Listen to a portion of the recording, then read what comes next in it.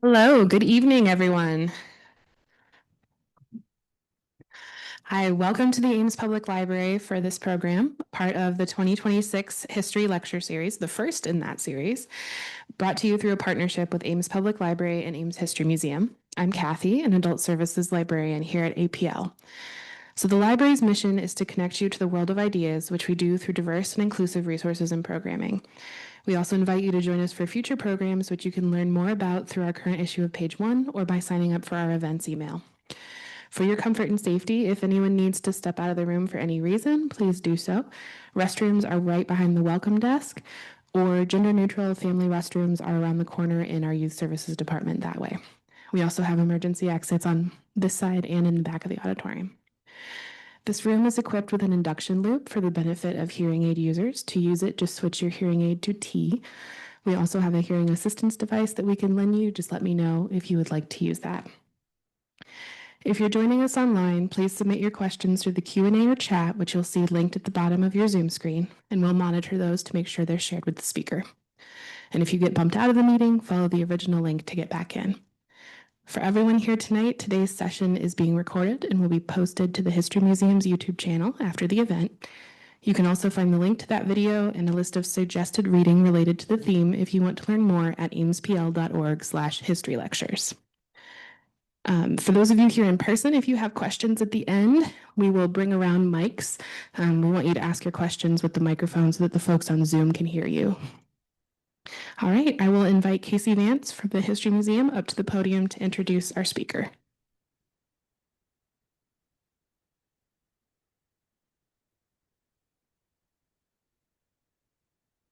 I'm Casey Vance, Executive Director at the Ames History Museum, and I want to welcome you to our lecture series program tonight, and hello to everybody who is watching online. We're so happy to have this great partnership with Ames Public Library and to be able to provide the lectures in this hybrid format. Our mission at the museum is to engage our diverse public and provide unique opportunities to learn about Ames history. The museum has been open for just over a year now after a big expansion and renovation project.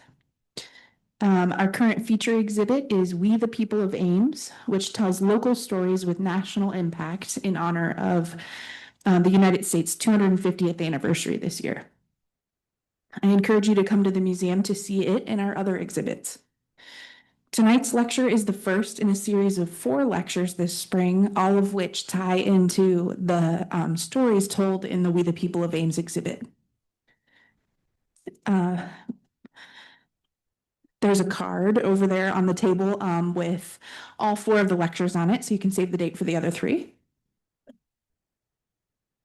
Please visit our website, ameshistory.org, for more information about upcoming events, current exhibits, and museum membership. I also brought membership brochures with me tonight if you're interested in joining. They're on the table as well. Now I'd like to introduce our speaker for this evening. Kathy Svec is a longtime volunteer with the Ames History Museum and currently serves as the newsletter editor and lecture series coordinator. I want to take a moment to recognize the fact that this year marks 20 years of the lecture series, and Kathy has coordinated all of them back to 2006.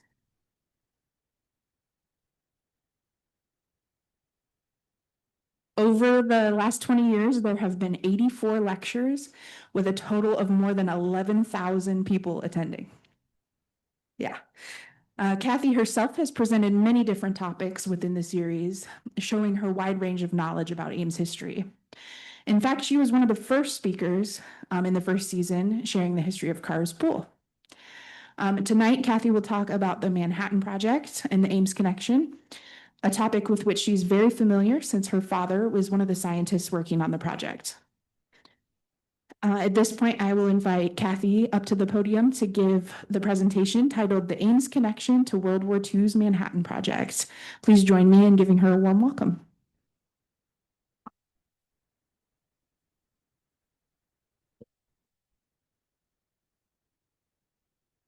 Okay, just want to make sure that the microphone is on. Can you all hear me okay, back row? Very good. Before we get started, I wanted to ask if there is anybody in the audience that has had a family member involved in the Ames project? Okay. I'm going to come up with a mic. Could you please stand up and say your name, your family member's name, and what they did? Okay, my name's Larry Anderson. Oh, sorry.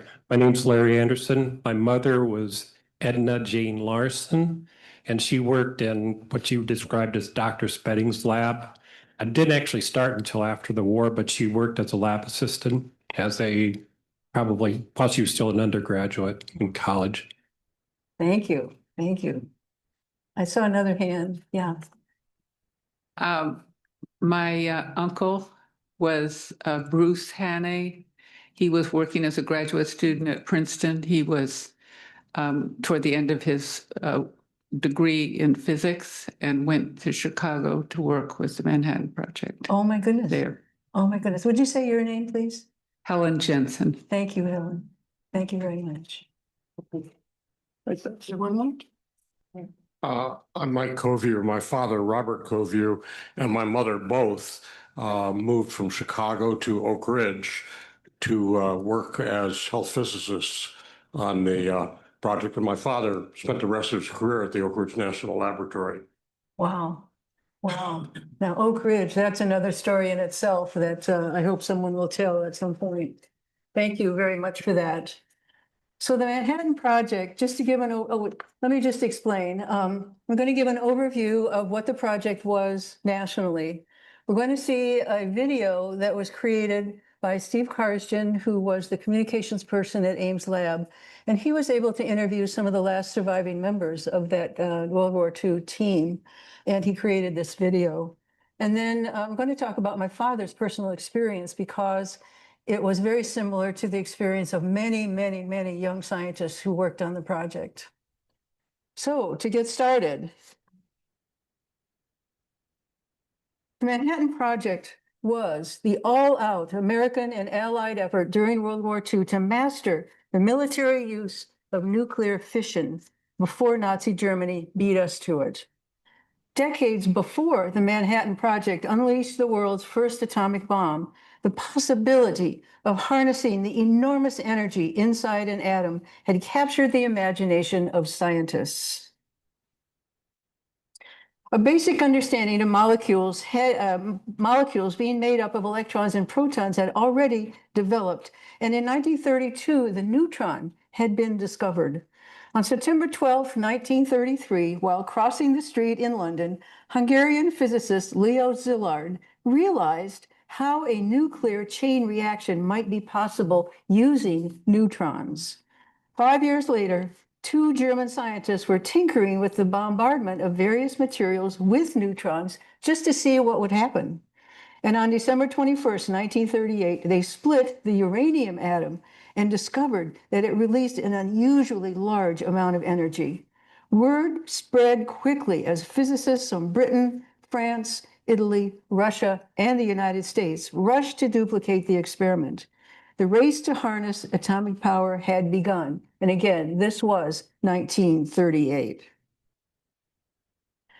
As war brewed in Europe in 1938 and the Nazis invaded Poland in 1939, grave concern developed among scientists that Germany would pursue military research on what was called atomic fission. On August 2nd, 1939, Albert Einstein signed a letter to President Franklin D. Roosevelt warning that Germany may have an atomic weapons program. British scientists had concluded that creating an atomic bomb was both feasible and urgent, and in March 1931 encouraged Americans to develop such a weapon with the highest priority. The United States was slow to embrace the undertaking. Even Vannevar Bush, President Roosevelt's closest scientific advisor, was skeptical of the wild notion of atomic bombs. But by spring 1942, the compelling reports of James Chadwick and other British scientists prevailed. The British were under siege and could not divert resources away from defense, but the U.S. was not under attack and had the means to undertake the project. Vannevar Bush became an ardent advocate as he told Secretary of War Henry Stimson, "Nothing should stand in the way of putting this whole affair through to conclusion on a reasonable scale, but at the maximum speed possible." The Army Corps of Engineers was assigned to the project and a new engineering district was formed. Its headquarters was in New York City, and its official name was to be the Manhattan Engineering District. Unlike other Army Corps engineering districts, it was without specific geographic limits. So this is where the Manhattan Project gained its title. It was not until September 1942 that hard-driving General Leslie R. Groves took charge as chief engineer. He wasted no time selecting personnel and production sites and in setting ambitious schedules to produce an atomic bomb, despite the fact that doing so would require large-scale technology that did not yet exist. And I wanted to emphasize that again. The project required large-scale technology that did not yet exist. Once convinced, military and civilian leaders were prepared to spend billions of dollars and divert precious materials and manpower away from the immediate war effort to master the military technology of nuclear fission before Nazi Germany succeeded in doing so. As it turned out, of course, Germany had hardly begun a bomb research program, but that was not known at the time. So, why did the Manhattan Project succeed despite long odds?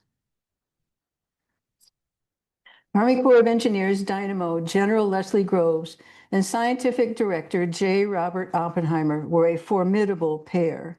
With Roosevelt's backing, Groves enlisted America's leading industrial firms to construct and operate the vast facilities needed to produce the ingredients for the bomb.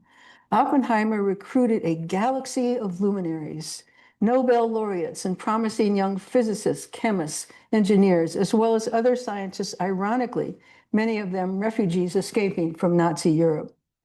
Since there was no single process to produce what was needed, multiple lines of inquiry were pursued all at the same time. Again, all at the same time.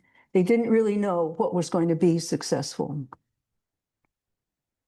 The project was epic in scope, both in numbers of people and scale of investment and construction. Research and production involved workers at over 30 sites in the United States and Canada, many in universities and others at plants built specifically for the project. Epic as well was the project's daring transfer of physical and chemical processes directly from the laboratory to the huge industrial enrichment and separation facilities at Oak Ridge, Tennessee, and Hanford, Washington. And as I mentioned, the story of the building of Oak Ridge, Tennessee, the secret city, could be the subject of another talk. Over 125,000 people with an average age of 25 worked on the top secret Manhattan Project. They worked with youthful exuberance and with unrelenting intensity. They worked around the clock, from university professors to high school girls, construction laborers to members of the newly created Special Engineer Detachment. It is hard to think of another major new technical process that has been industrialized in so short a time. Determined to maintain the secrecy of the project, General Groves was the architect of an intelligence revolution that took security measures to unprecedented heights. Because of strict security procedures, the vast majority of Manhattan Project employees did not know the big picture of what it was they were working on, and only learned after the first bomb was dropped on August 6, 1945. Even in the bustling secret city of Oak Ridge, Tennessee, the word uranium was never used. Instead, workers called the material they were working with tube alloy. Tube alloy. I mentioned that research and production involved workers at over 30 sites in the US and Canada. This map shows those sites. And I wanted to, let's see, just point out up here, Great Bear Lake, Canada, and Grand Junction, Colorado. Those were the sources for the raw uranium ore. All of the other sites, the uranium ore was channeled pieces and parts to all of these other sites. And of course, one of those sites was Ames, Iowa, circled in green. So all of the work of all those sites was eventually channeled down to Oak Ridge, down on the lower right, circled red. And then from Oak Ridge, channeled down to Los Alamos, where the bomb was being developed. Hanford, Washington was the second site for the development of the second bomb. So imagine all these people involved in this huge project. So today's program, actually, if any of you are ever in Tennessee and in the neighborhood of Oak Ridge, stop there. The museum about the World War II years is extremely fascinating. So today's program is the story of how Iowa State and Ames became one of these 30 sites. The role that small group of scientists played was absolutely critical to the timing and success of the project. So I need to acknowledge Steve Karsjan, the former program director for communications at the Department of Energy's Ames laboratory. While working on his master's in journalism and mass communication, Steve selected the Ames Manhattan Project as the subject of his thesis, and in 2012 produced a video that you will see in just a moment. Steve's timing was fortuitous. He was able to interview some of the last surviving participants of the World War II research at Iowa State. So there's one thing I want to explain before you see the video. The Ames project research took place in the chemistry building and in the, quote, physical chemistry annex. The annex was a small building that used to stand near present-day Hamilton Hall, and it was nicknamed Little Ankeny. Does anyone know why it was called Little Ankeny? No. Personal. During World War II in Ankeny, there was a plant producing ordnance, in other words, artillery, bombs. So this little building where they were doing this research came to be known as Little Ankeny, which I'll explain in just a minute. In the video, there is a reference to a process referred to as bombs, and I want to explain that reference to bombs. After tinkering with several ways to create more purified uranium, a process was discovered at Iowa State using a thermite reaction. In other words, a chemical reaction set off by high heat. Thick metal cylinders about 1 foot in diameter and 4 feet high were packed with the key ingredients and capped. The whole thing was then heated in a furnace to around 1300 degrees Celsius, which ignited a reaction. Now, these cylinders were referred to as bombs because of their shape, and the reactions were usually contained, but sometimes they were not. So the reference to bombs was about these occasional explosions, but please note that Little Ankeny was not producing munitions for the war effort. Stories abound about using a sledgehammer to push the walls of Little Ankeny back into alignment after such an explosion. And Harley Wilhelm talked about how hard it was to keep secretaries who feared for their lives. This bomb technique was so successful at Iowa State College in creating very pure uranium that all other experiments for other methods stopped. The technique developed here is still in use today. So earlier I mentioned how they were following multiple lines of inquiry. So this was the point where some of those lines of inquiry stopped. Okay, I'm going to show the video now. It's about a half an hour. And are we ready?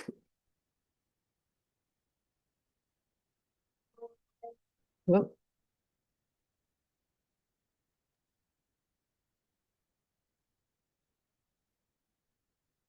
On the Iowa State University campus near Hamilton Hall rests a boulder that holds an inscribed plaque. The plaque reads, "On this site between 1942 and 1946, over 2 million pounds of uranium metal were produced for the Manhattan District Project by Dr. F.H. Spedding and Associates." What Spedding and his associates accomplished played an instrumental role in the dawning of the nuclear age and the development of a major federal government research laboratory, the Ames Laboratory, on the Iowa State campus.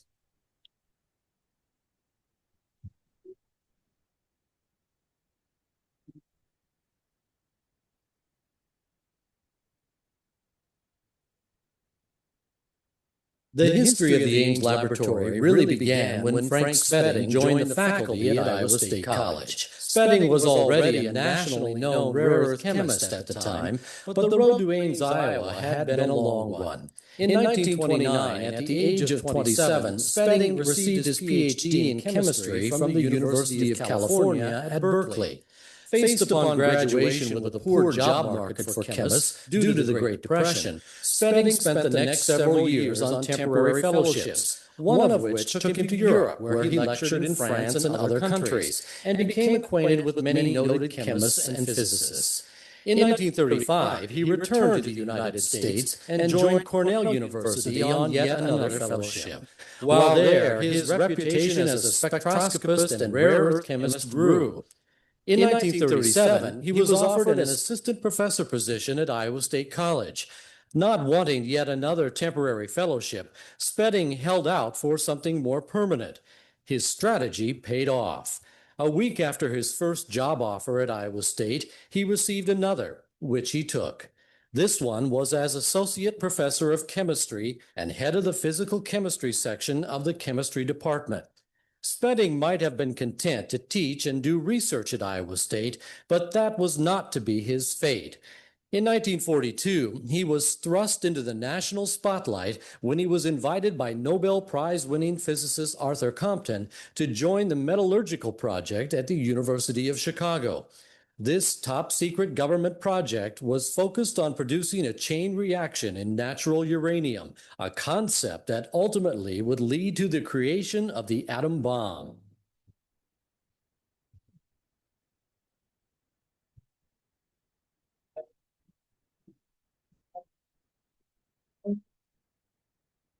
Many years prior to the actual chain reaction experiment in the United States, European physicists such as Irene and Frédéric Joliot-Curie worked on experiments to split the nucleus of the atom into two distinct parts by bombarding it with neutrons. Physicist Lisa Meitner interpreted this phenomenon as fission.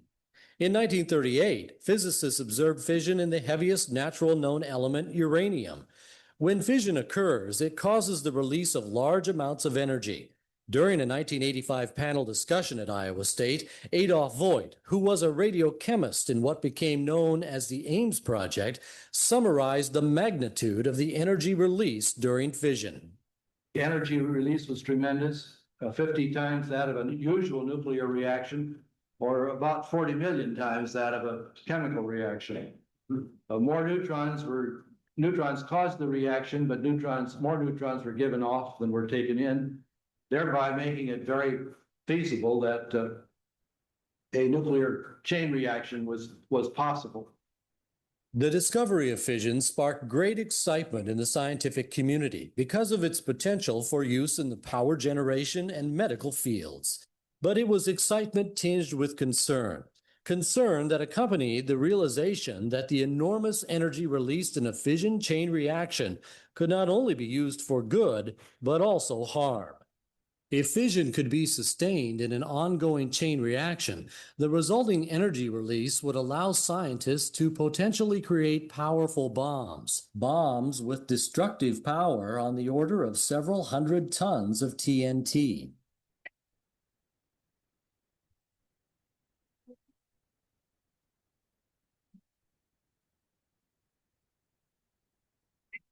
Adding to the concern about fission's potential role in the development of bombs was the fear of its misuse by evil forces like Adolf Hitler.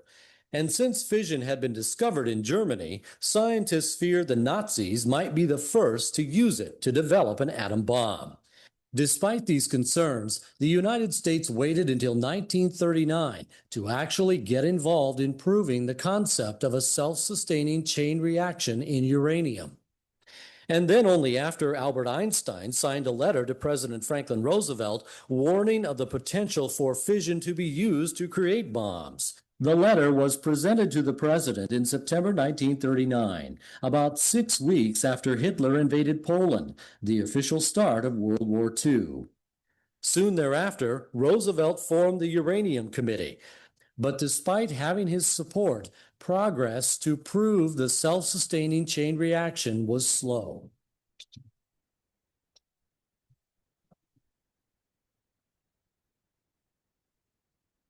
Events changed dramatically on December 7th, 1941, when the Japanese bombed Pearl Harbor. 3 days later, Germany and Italy declared war on the United States. This added increased urgency to proving that a self-sustaining chain reaction in uranium was possible.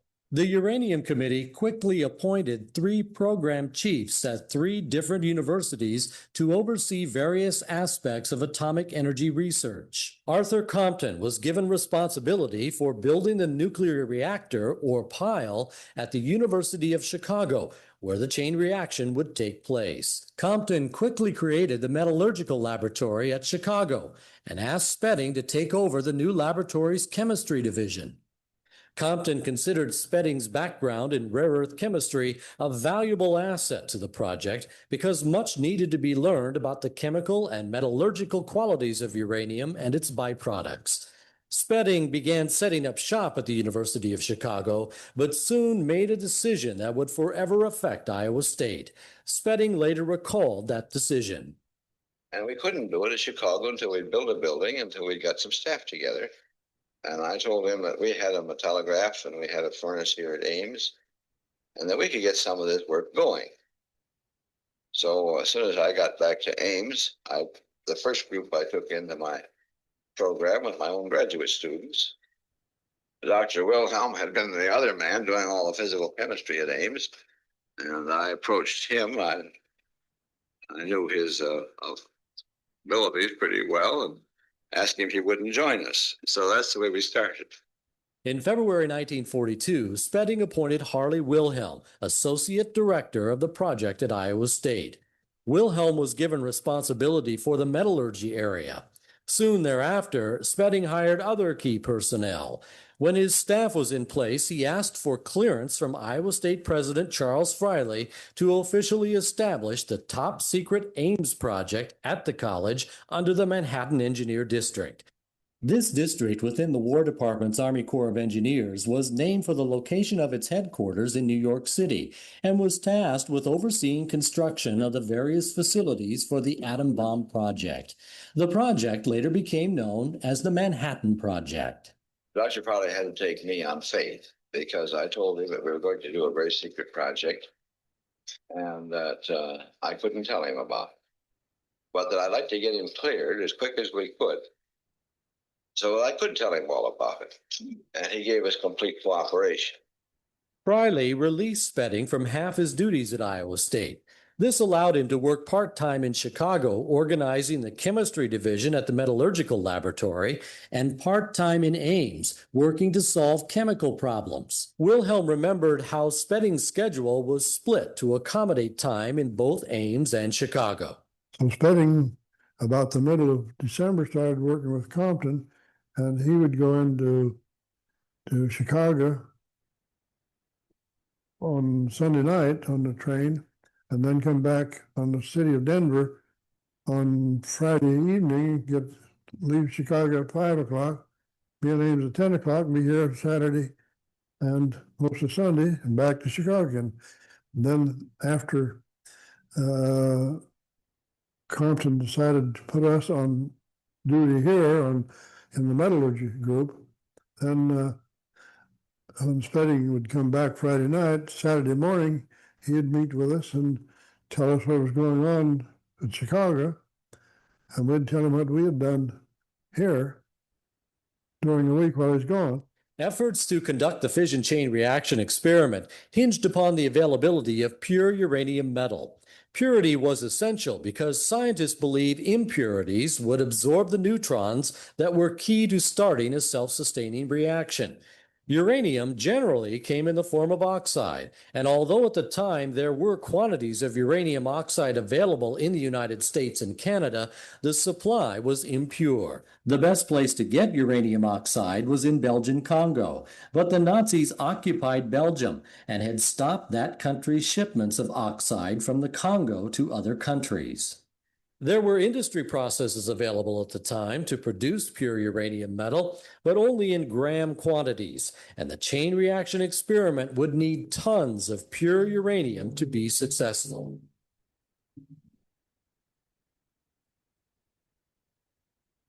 The Ames project had a twofold challenge. First, to develop a method for producing large quantities of highly pure uranium metal in a short time. And second, to develop a procedure for large-scale casting of the metal. For many months, the Ames scientists experimented with different ways of producing high-quality uranium metal using a thermite reaction, but all efforts failed. Their luck changed, however, in early August 1942 when Spedding instructed them to do a bomb reduction experiment with calcium and uranium tetrafluoride. C.F. Gray, a metal caster for the Ames project, commented on what Wilhelm did next. And so they made a little bomb in the shop and mixed up some ground calcium, as I recall. And he triggered this thermite bomb with electric coil and some magnesium, and it was real interesting. You know, he set it out in that little patio there on the west side of the chemistry building, the same level as the basement, and everybody was peeking over the edge of the window to see what was going to happen. And they threw the switch, and a little smoke came out, and when the bomb cooled down, they cooled it. They had accomplished one thing. They had reduced the uranium. The next challenge was to get the pulverized calcium to melt and react with the uranium tetrafluoride. So the materials were placed in a crucible and heated to 600 degrees Celsius. The resulting reaction produced molten calcium fluoride and uranium metal. The uranium metal, being denser, sank to the bottom of the bomb and formed a button or biscuit of material. Wilhelm commented on the simple process. Well, the first one, we only got a couple of ounces, first reaction. All you had to do was ignite it, a mixture, and it'll heat itself up and melt all the products, and the uranium was heavier than the calcium fluoride that was formed, and so the uranium would go to the bottom of the chamber, the calcium fluoride on top.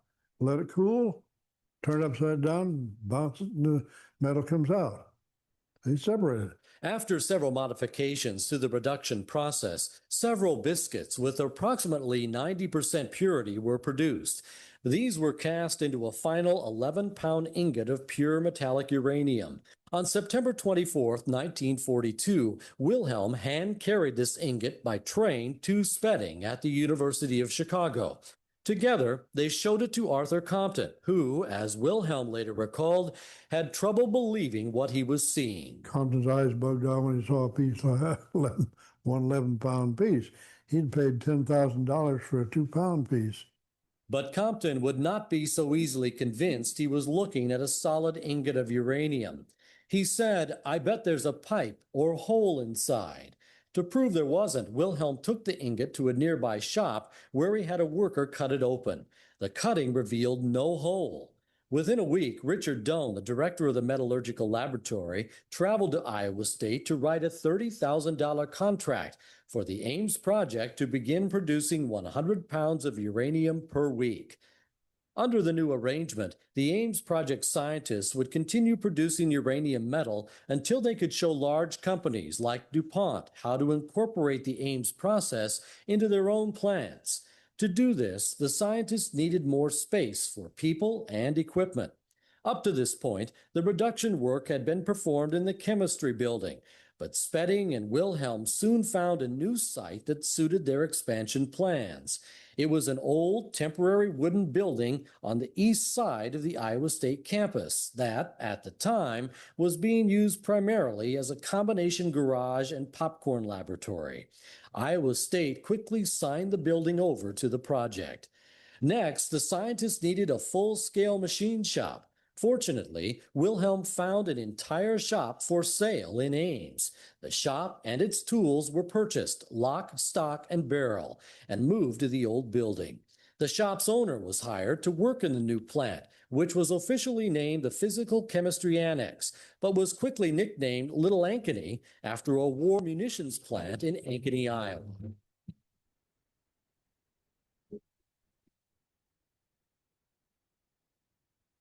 As efforts continued to get the pilot plant in Ames up and operating, Italian Nobel laureate Enrico Fermi began building the pile, or reactor, for the self-sustaining chain reaction experiment at the University of Chicago. The site for the pile was in a room in the squash court under the west stands of Stagg Field, a little-used football stadium. The pile was quite large, 26 feet in diameter. It consisted of 15 layers of graphite bricks with machined holes in them. These holes would hold approximately 22,000 slugs of uranium and uranium oxide. The ingots, or eggs of uranium, sent from Ames to Chicago were cast as small solid cylinders. These eggs would be used to help the pile reach critical size, or the point at which it would be able to sustain a nuclear chain reaction. Spedding commented on the magnitude of the Ames project's efforts to supply uranium to Chicago for the chain reaction experiment. In the last month before the reactor went critical at Chicago, we managed to supply them with 2 tons of metal, which was a third of the total amount of metal they were able to get to that time. On December 2nd, 1942, Fermi determined the pile had reached critical size, and the chain reaction experiment was ready to proceed. Fermi directed the experiment while the other scientists watched. Compton later described the chain reaction event. On the balcony, a dozen scientists were watching the instruments and handling the control.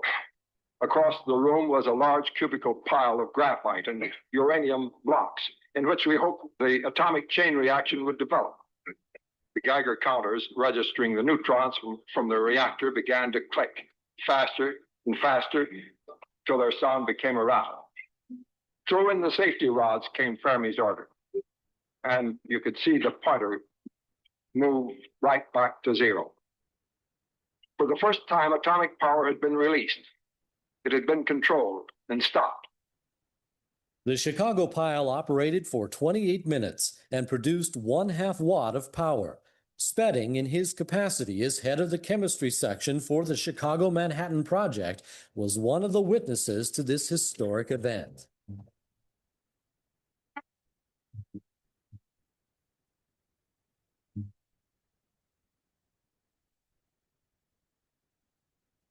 Following the success of the chain reaction experiment, more uranium was needed to create a larger reactor at the Clinton Engineer Works in Oak Ridge, Tennessee. The Ames group kept churning out uranium, eventually producing 90% of the uranium that went into the Clinton reactor. With new equipment in place in Little Ankeny, uranium production was stepped up, rising from an average of 3,600 pounds a week in early January 1943 to nearly 36,000 pounds months later.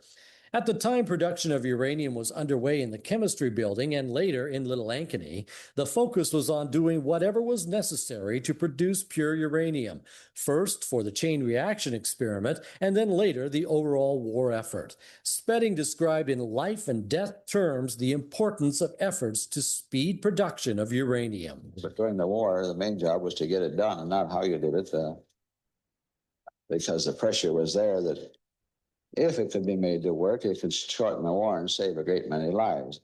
Safety was never deliberately compromised as a result of the drive to produce uranium in Ames. However, the unknown health factors associated with beryllium, one of the materials to which workers were exposed during the production process, ultimately led to health problems and even loss of life. Beryllium exposure occurred at government plants around the country associated with the Manhattan Project. The workers' sacrifices, however, have not been ignored by the government, which in 1998 implemented a program to provide the former workers stricken with berylliosis free health care. In 2000, the government added a program to provide financial compensation for the workers or their survivors.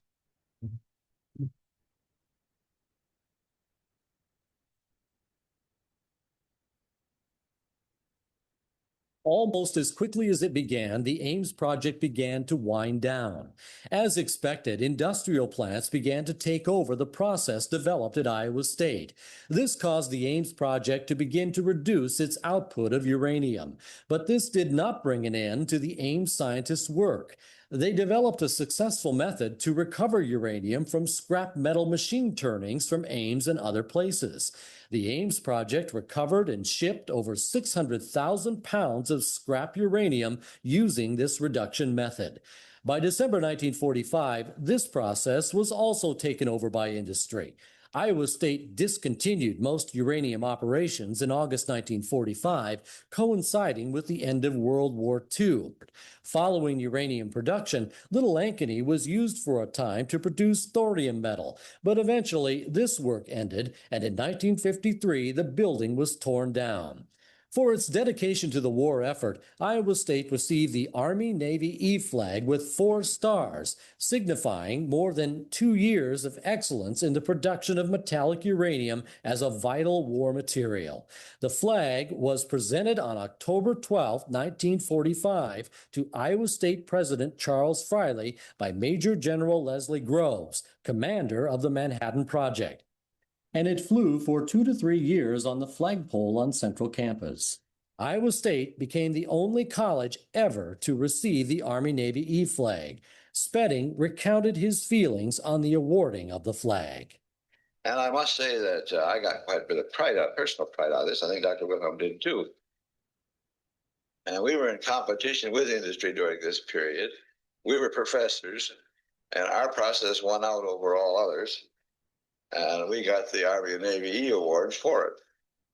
Perhaps an even greater tribute to Iowa State's accomplishment was the founding of the Ames Laboratory. The Atomic Energy Commission, or AEC, which coordinated government research, established Ames Laboratory on May 17, 1947.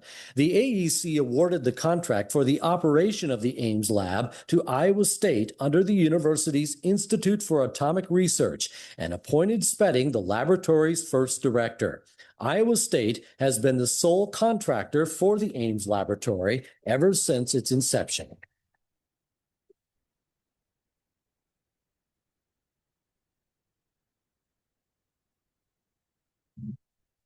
Quite naturally, the work performed by the Ames scientists impacted their professional careers, but it also dramatically impacted their personal lives. Normally, for example, a college professor would not have been able to determine whether or not someone would be drafted. But with his newfound authority, Spedding was able to do just that for the men he needed on the project. One of those men was Ray Fisher, who was a sophomore chemistry student at Iowa State in 1942. Spedding wanted Fisher to be a chemist in the analytical section and check the purity of the uranium that was being processed. There was only one problem. Fisher had been drafted. Fisher recounted what happened next. I'd been drafted and had gone down to Des Moines, had my physical, and was all set to go. That was after I'd been working here a while, and Dr. Spedding called me and he says, what are you doing, trying to get out of this, get away from me? And I said, no, they've drafted me. He said, well, you're going to pull me back. So I wasn't permitted to be drafted, which was a godsend to me. Like Fisher, many of the participants in the Ames project were young men and women, undergraduate or graduate students. Harry Svec, a glassblower for the Ames project, was only 24, but he didn't see age as any type of barrier. On the contrary, he felt the young scientist's inexperience actually helped expedite completion of the Ames project research. I think it was a blessing because we didn't know what you couldn't do. And so we did it. Oftentimes when you have experts telling you what can be done and what can't be done, it sort of beclouds your thinking. But we didn't have any experts. So you just went ahead and did what you think, what your thought process would generate. And age also didn't get in the way of the young students' devotion to the Ames project. Fisher recounted that students like him were inspired to succeed on the project in large part out of their respect for Spedding and Wilhelm, who put in countless hours on the job. We didn't watch the clock. We were there till we could find a convenient time to break, and we played a lot too. And when we had a few hours in the daytime, we'd play touch football and all. But it was exciting. New things were coming. We had seminars, and usually on Sunday morning, and they lasted and in the evenings besides. And they brought us up to date, and we were. It wasn't as a need to know. We pretty well were in the know of. I'm sure Dr. Spedding knew more things about what was going on than I, but they were quite generous in letting us know, and that inspired us to know what you're doing and why you're doing it. Just to work on something and not know what it's all about wouldn't have given the dedication that I think we all had felt. This dedication was shared by other students like Norman Carlson, who joined the Ames project in 1943 and began analytical work on uranium. Carlson recounted that the time he spent as part of the Ames project was one of the high points of his professional career. This really was one of the exciting periods of my scientific professional life to be part of this project. This was a great way for a young scientist to break into a field. I mean, this was absolutely a revolutionary discovery, this whole thing of atomic fission or nuclear energy or what have you. And to be on the ground floor, even though I obviously was a pretty low-level scientist at that stage, still to be on the ground floor of such a revolutionary advance in science has left its mark on me, I think. As I look back on my career, I think, well, this was the excitement of I suppose the NASA people when they landed on the moon would be somewhat comparable to what we experienced here. Secrecy was a top priority when it came to the Ames project. Being in the know meant you were one of a privileged few in Ames. David Peterson, a student who worked on the uranium production crew, recalled that secrecy was something not to be taken lightly. One of the ways of making sure that people were minding their P's and Q's with regard to security was that all of us that were of draft age were told that if we violated any of the regulations with regard to secrecy and security, that we'd be drafted and sent overseas to the front lines. And so that was a powerful motivation to be pretty careful. But despite the best efforts, some activities associated with the Ames project just couldn't be kept secret. For example, the armed guards who prevented the curious from getting too close to the production areas and who came in on the trains to pick up the uranium attracted a lot of attention. And so did the regular fires in Little Ankeny, fires that outside firefighters were not allowed to help put out. Spedding recalled one occurrence in Little Ankeny that literally lit up the campus. They do a curiosity on the campus as to what we were doing. Particularly as once in a while, one of our retorts would blow up, and with the magnesium, which is what you use in flash powder, they would light up the whole building, and it gave a illusion. The light was so bright that the building swelled up and then sunk back. And the college press office was right across the street from this building, so naturally their curiosity was very great, but nobody would talk. So they didn't know what was going on. Although the Ames project work was serious, there were elements of humor associated with it. Take, for example, the problem of what to do with the scrap and slag left over from the reduction process at Little Ankeny. At first, this waste material was deposited in a pit on Iowa State property. But then the decision was made to dig up the waste material and ship it to New Jersey for disposal. But finding suitable containers in which to transport the materials remained a dilemma.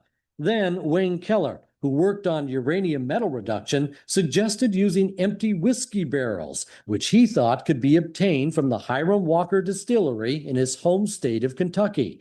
Soon, those barrels were arriving in Ames by the freight car load, and every time they did, the workers volunteered immediately to help unload them. Thinking this altruism was a bit unusual, Wilhelm investigated and soon learned why unloading whiskey barrels was such a popular job. Well, they found very shortly that if you took the top rim off of the barrel, that the sleeves or whatever it is inside of the barrel expands, and you can lift that lid out.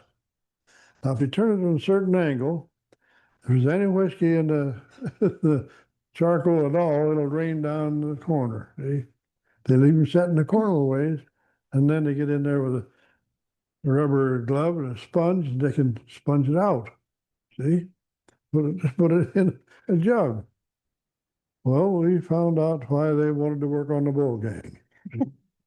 And they just these whiskey barrels were very interesting to the people that worked on the bull gang.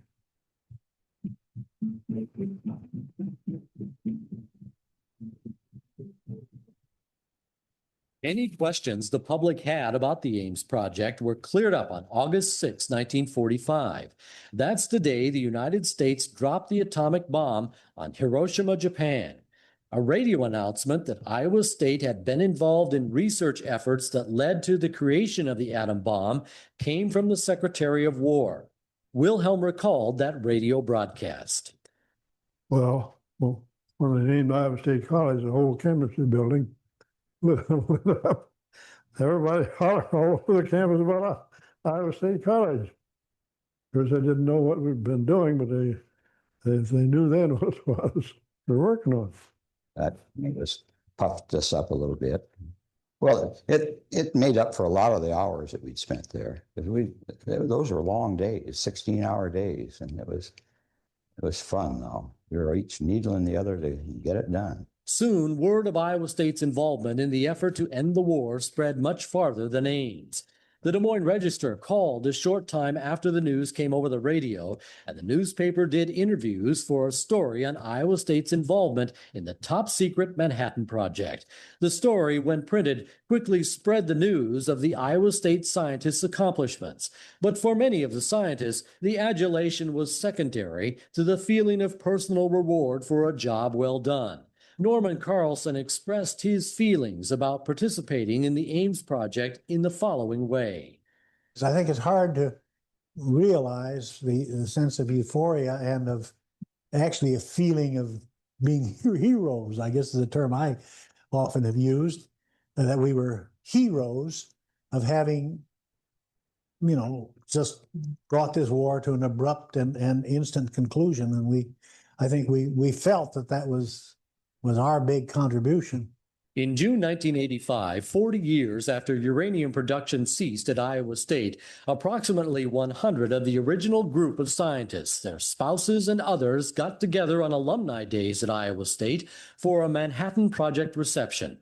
The group toured the campus and the Ames laboratory.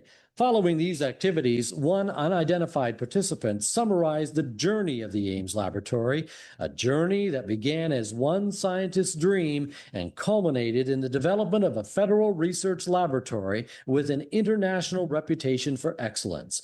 The individual said, "Spedding would drop in where we were working and shoot the breeze, and he would say, 'Someday we're going to have a great laboratory here.' And we would laugh and say, 'Oh yeah, sure.' Well, it turned out the way he said."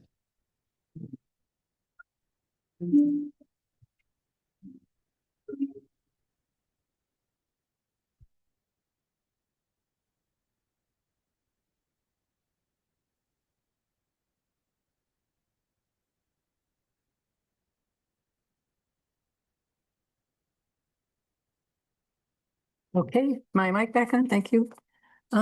If any of you would like to see that video again, it is on YouTube. And if you just search the Ames Project, it should come right up. It's a great video.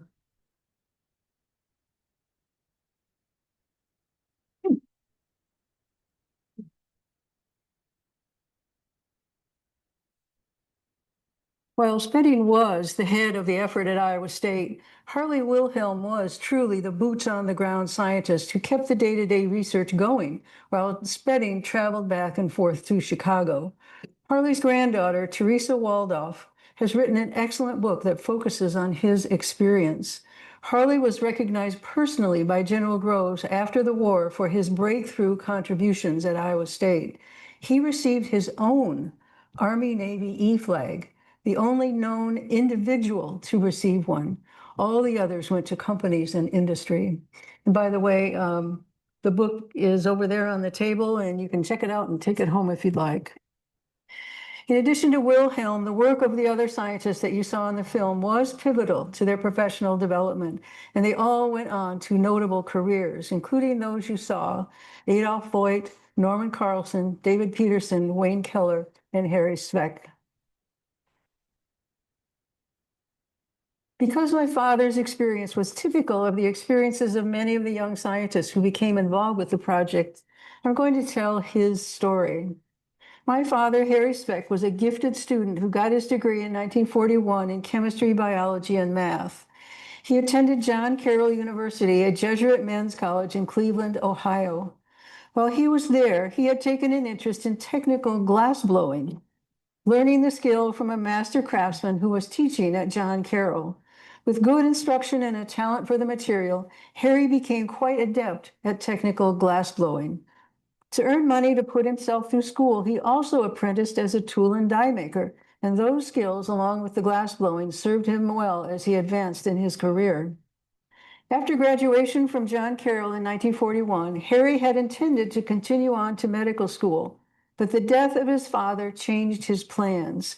His mother was not allowed to co-sign a school loan, despite her role as the head of the household and the chief wage earner. After graduation from John Carroll in 1941, Harry had intended, thinking that he could do medical research instead, Harry searched for programs in biochemistry and applied to various graduate schools. He attended Iowa State's offer because of its well-known program and because it came with the princely teaching stipend of $54 a month.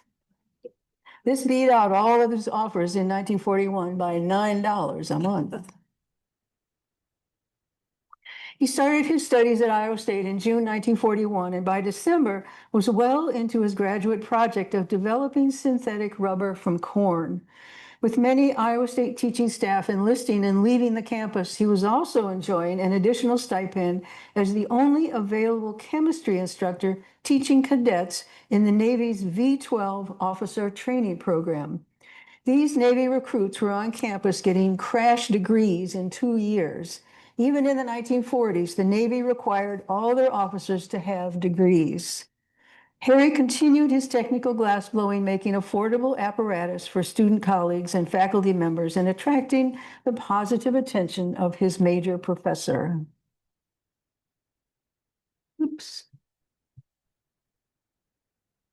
Along the way at an afternoon dance, Harry met a pretty Italian-American girl, Edna Bruno, who had come to Iowa State for her advanced degree. They made a good pair and married in a small wartime ceremony in October 1943.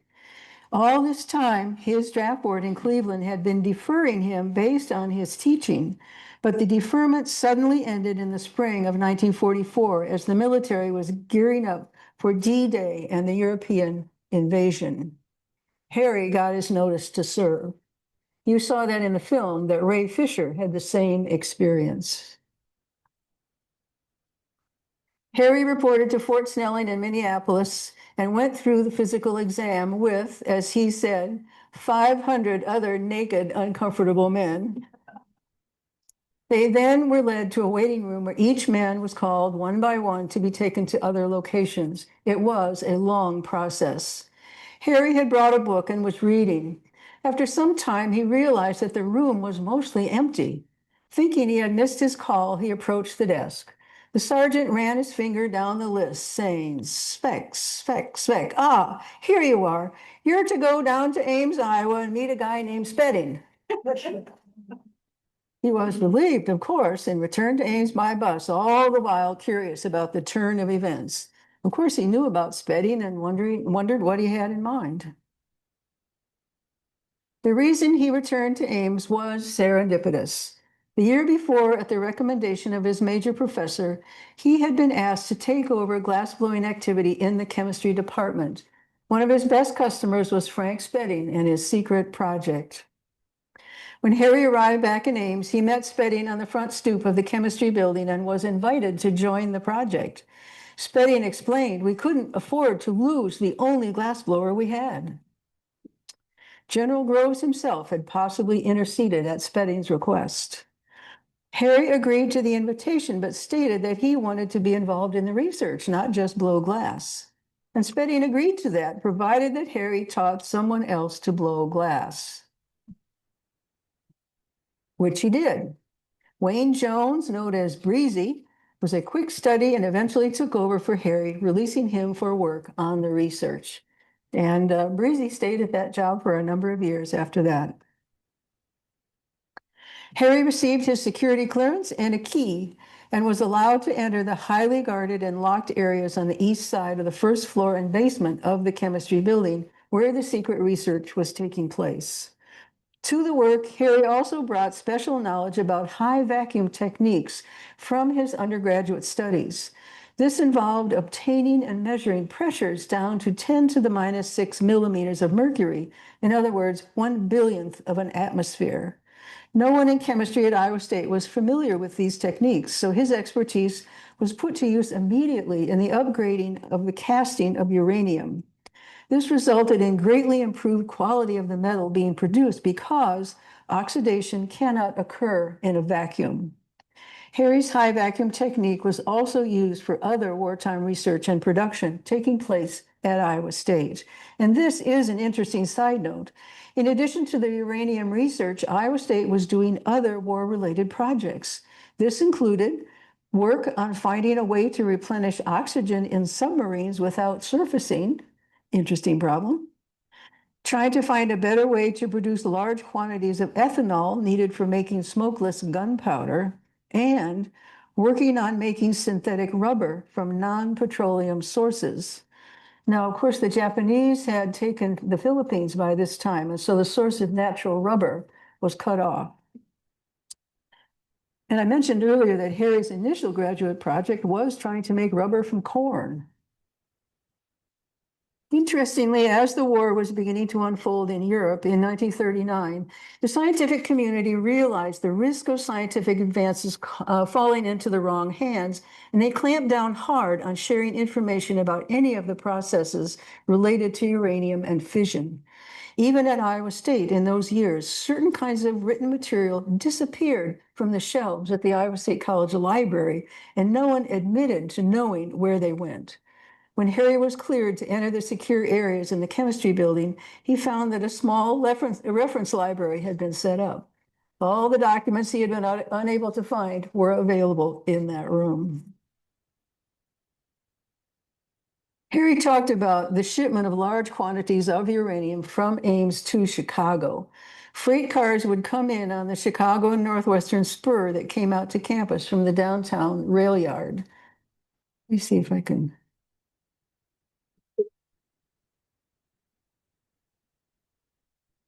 You can see the little arrow. This is the spur. And that spur originally, or for many years, brought coal to the ISU power plant. So that's the spur. Same spur that was used to ship the uranium. Because of the extreme weight of uranium, the freight cars quickly reached capacity with a single layer of crates placed directly over the wheels. The cars were guarded by military men wielding machine guns. Needless to say, they caused a lot of curiosity. Rumors abounded about the freight cars that came in empty and left appearing to still be empty but highly guarded. Harry said that the uniformed and highly armed guards attracted too much attention, so later guards dressed in plain work clothes and carried lesser caliber guns. This caused another whole round of rumors about threatening hobos. An old-timer in the Iowa State Purchasing Department told how shipping documents for these trains were obfuscated, so you couldn't tell where the trains had started and where they were going to end up. Further secrecy. By the way, that spur existed until about 1985, shipping coal. The uranium produced at Iowa State was taken to Chicago and then to Oak Ridge to fuel reactors. Scientists there were still refining methods for controlling nuclear reactions.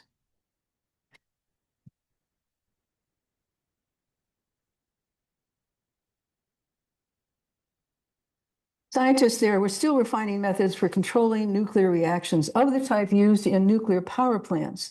The uranium used in the first atomic bomb came from enrichment production processes at Oak Ridge.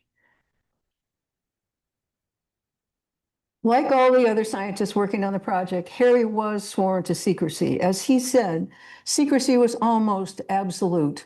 My mother had no idea what he was working on, and she was often questioned by others about why Harry had not been drafted. He, like many involved in the secret work, was sometimes considered unpatriotic. On the day the news broke about the dropping of the atomic bomb, Harry was in the basement of the chemistry building in old room 103, which was where a lot of the research had taken place. He later gathered with other workers in an upstairs lab to listen to the radio. He said, "I was surprised and relieved. Everything we had done had come to successful fruition." Then he went home and told my mother, "That is what we've been working on." Undersecretary of War Robert Patterson issued this letter on August 7th, 1945. "Today, the whole world knows the secret which you have helped us keep for many months. No one of you has worked on the entire project or known the whole story.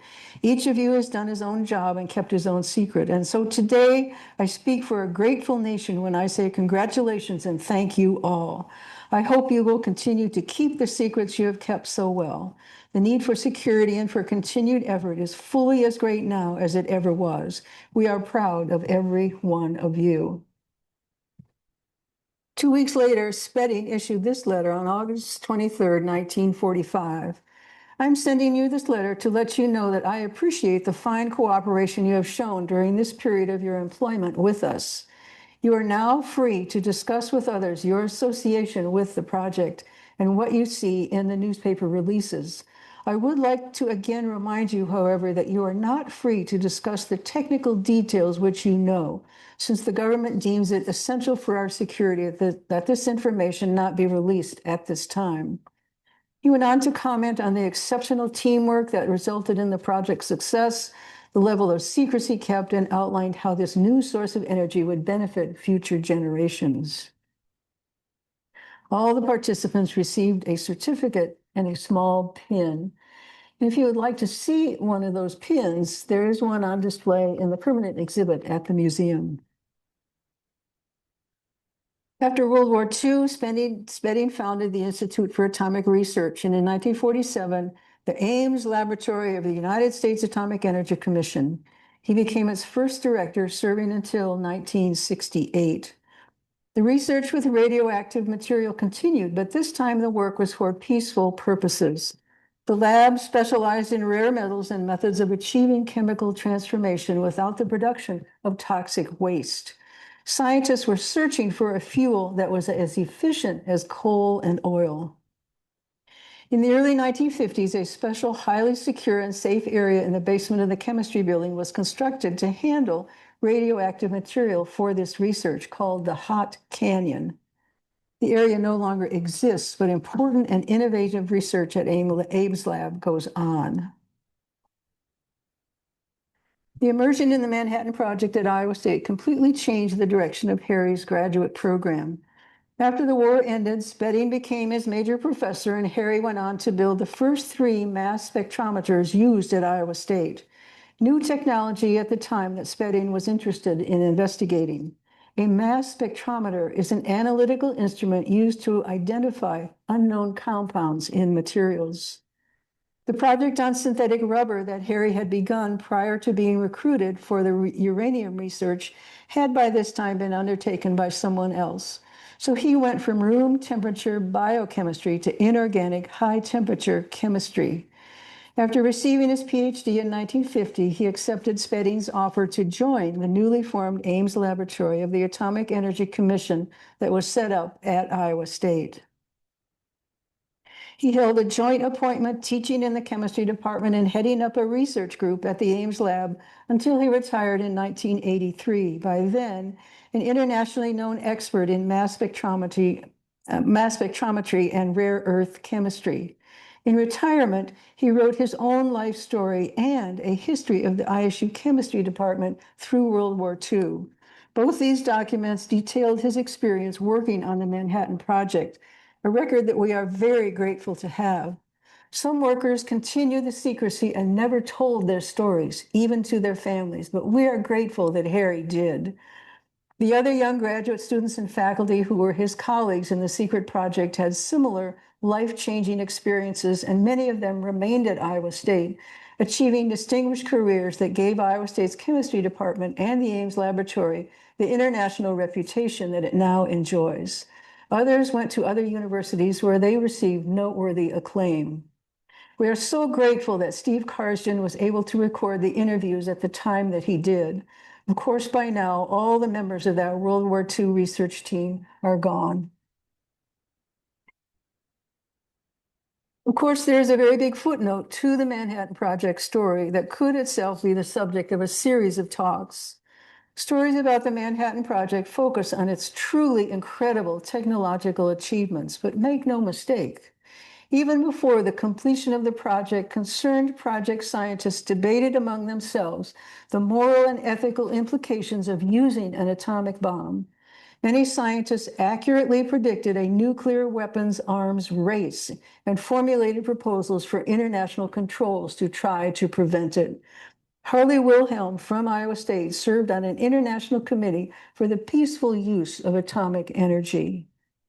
As the post-war arms race increased the possibility of a nuclear holocaust, world leaders struggled to establish controls to prevent disaster, a problem and debate that continues today as illustrated by the concern over Iran's uranium enrichment program, North Korea's bluster, and Russia's threats. The great irony of the atomic bomb is that the horror of its effects has so far been its own deterrent, or so we hope.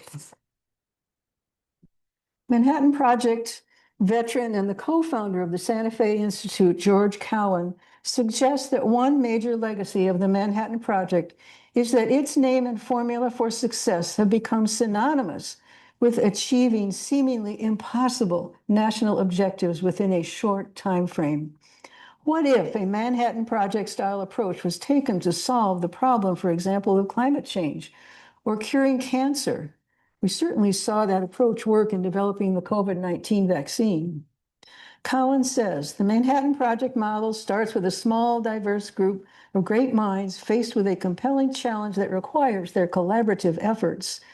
We can make long lists of problems existing today that suggest a need to adopt the Manhattan Project model. But which of them can inspire groups of extraordinary people to join together and produce truly imaginative approaches to the problems that we face? Our civilization has its share of great minds that have not been fully enlisted. Many of these people, mostly academics, are also part of an international community that speaks a common language and shares common objectives. Shouldn't we turn to this community and enlist its help? A new Manhattan Project would begin with a distinguished high-level study group. But is there a sufficient enlightened leadership in Washington or elsewhere to commission such a first step? Cowan says, I hope the answer is yes. And that concludes my talk. Thank you.